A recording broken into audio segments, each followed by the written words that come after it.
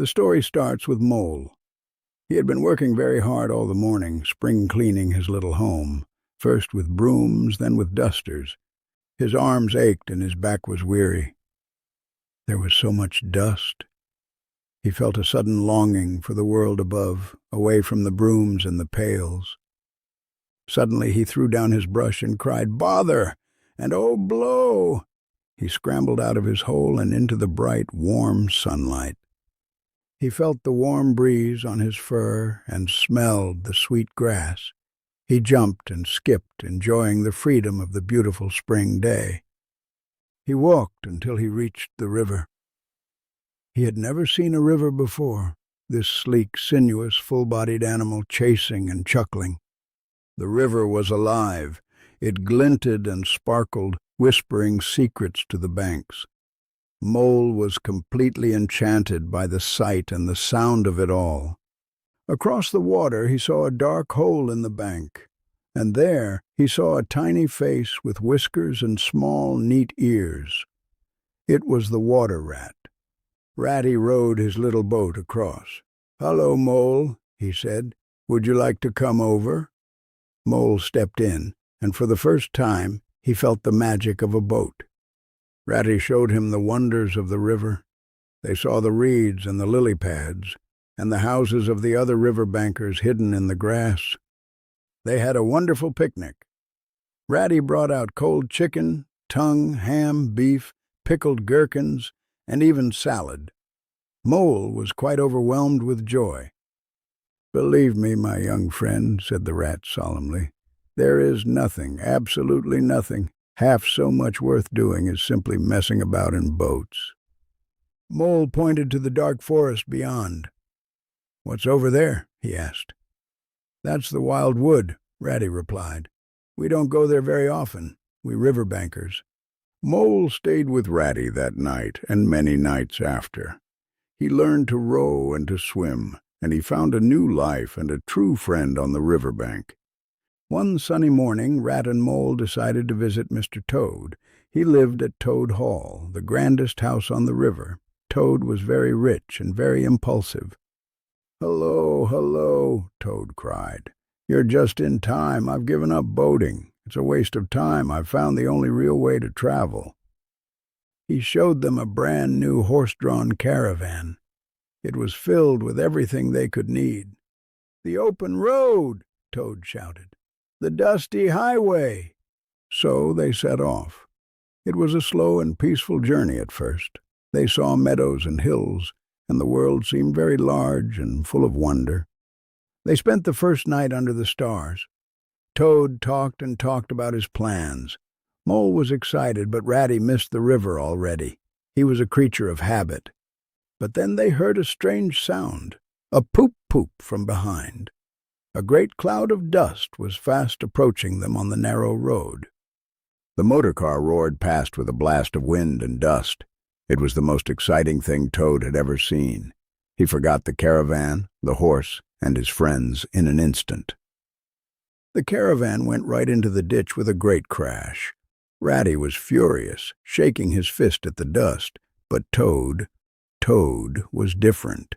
He was in a trance. Toad sat in the dust, entranced. "Poop, poop," he murmured. "The only way to travel. I must have one." He had a brand-new obsession, and it would lead to a great deal of trouble. Months later, as winter approached, Mole decided he must visit Mr. Badger. Ratty had warned him, but Mole slipped away and entered the wild wood alone.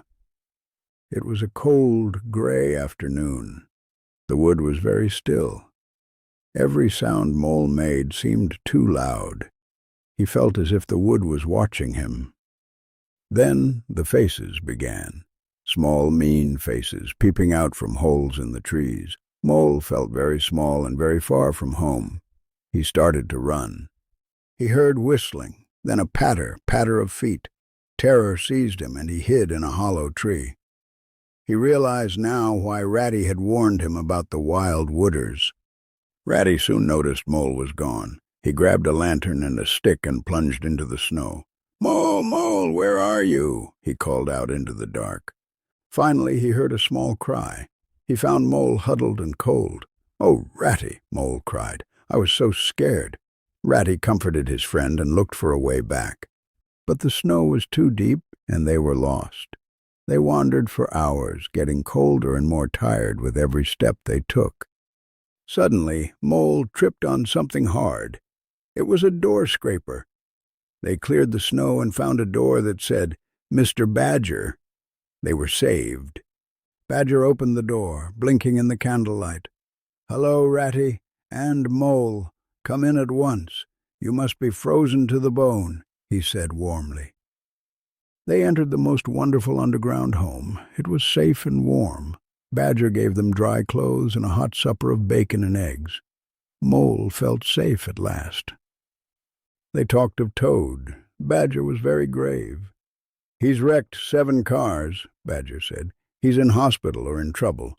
We must do something when spring comes." One cold evening, as they were walking home, Mole stopped. He caught a scent in the air, a familiar earthy smell that tugged at his heart. It was his old home. "Oh, Ratty," he sobbed. "It's so small and poor, but it's mine." Ratty, being a true friend, didn't hesitate. "We're going in," he said. They found Mole N just as he left it. Ratty made light of the dust and soon had a fire roaring. They found some crackers and sardines and made a feast of it. Suddenly they heard singing. A group of field mice had come to sing carols. Their tiny voices filled the burrow with holiday cheer. It was a beautiful, heartwarming night. When spring returned, Toad was worse than ever. He had a brand-new, very fast car and was driving more recklessly than ever before. His friends were very worried. The friends went to Toad Hall for an intervention. "Toad," Badger said firmly, "you must give up these cars. They are a danger to everyone." But Toad refused to listen. They locked him in his room to keep him safe, but Toad was too clever. He spent his time dreaming of the road and planning his next move. He tied his bedsheets together and escaped out the window, heading straight for the road. He felt free and ready for adventure once again. Silly, silly Toad. He saw a motor car outside an inn and couldn't resist. He hopped in and drove off with a roar. "Poop, poop!" he cried, driving faster and faster until he was caught. He was taken to court and sentenced to 20 years in the darkest dungeon of the castle. Toad's pride had finally led him to a very lonely place. While Toad was in prison, a sadness fell over the river. Otter's young son, Portly, had gone missing. The animals searched everywhere, but there was no sign of him. Rat and Mole took their boat out under the moonlight. They rowed and searched through the quiet night, hoping to find any trace of the little otter.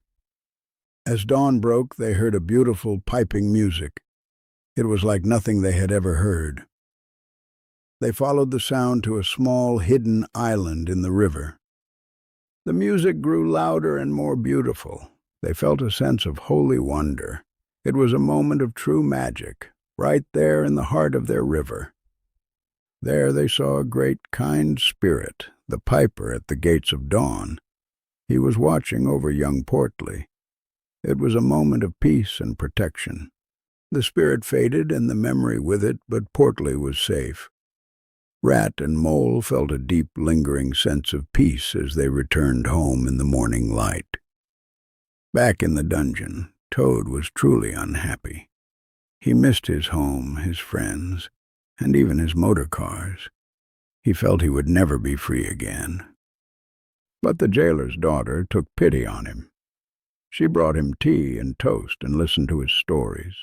She saw that he was just a silly, impulsive frog. "I'll help you escape," she said. She brought him her aunt's washerwoman clothes. Toad grumbled about his dignity, but he knew it was his only chance. He put on the gown and the bonnet. He looked like a very large and very green old woman. He felt quite ridiculous, but he was ready to try. He walked right past the guards. They thought he was just an old washerwoman. Toad felt very clever indeed as he reached the castle gates and ran for the woods.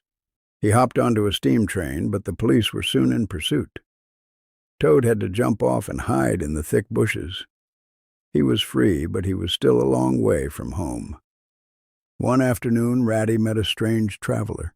He was a sea rat with tales of southern sunshine, deep blue seas, and the smell of spice in the air. The sea rat told stories of great ships and far-off ports. Ratty listened, his eyes growing wide. A restless longing began to stir in his heart to see the world.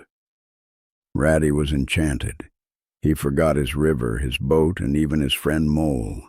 He felt he must follow the sea rat and find his own adventure at sea. He felt a hypnotic pull toward the unknown. He was almost gone, his pack already on his back, when Mole stepped in to save his friend. "Ratty, look," Mole said gently. He reminded Rat of the river, the picnic, and their dear friends. Slowly the spell broke, and Ratty realized his true place was right here. Toad finally reached the gates of Toad Hall.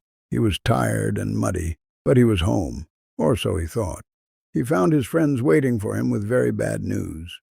"The wild wooders have taken it," Badger said. "The weasels and stoats are living in your house, Toad. They think you'll never come back." Toad burst into tears. But Badger had a plan. "There is a secret tunnel," he whispered. "It leads right into the heart of the pantry. We will take them by surprise tonight." They waited for the darkness. They were a small band, but they were brave and they were right. Toad felt a surge of courage he had never known before. They crept through the tunnel and emerged into the pantry. They could hear the wild wooders singing and shouting in the dining hall next door. "Now," Badger whispered. They burst into the hall with a great shout. "Badger! Badger!" they cried. The weasels were terrified. They thought a whole army was attacking them in the dark. It was a short, sharp fight. The weasels were completely caught off guard. Toad fought more bravely than anyone expected to reclaim his family home. The weasels fled in every direction, out the windows and doors. Toad Hall was reclaimed. The friends had won the day, and Toad was home at last. A grand banquet was held the next day. All the animals of the riverbank came to celebrate the return of Toad and the bravery of his friends. It was a feast like no other. There were stories and songs, and everyone felt the joy of their community and their home. Toad was at the center of it all. Toad was a different frog. He didn't boast. He didn't brag. He was humble and kind, and he thanked his friends for their loyalty and their love. He had finally learned. And so peace returned to the riverbank. Mole and Ratty sat by their river, content and happy. The world was full of adventure, but their home was the best place of all. What a truly wonderful journey we've been on. Toad's adventures remind us that no matter how far we wander, our friends and our home are our greatest treasures. Thank you for spending this long time with me today. I hope you enjoyed this grand premiere of Kenneth Grahame's tale. It has been a pleasure. Join me next time, because the adventure is only just beginning. Goodbye for now, my dear young friends. Take care.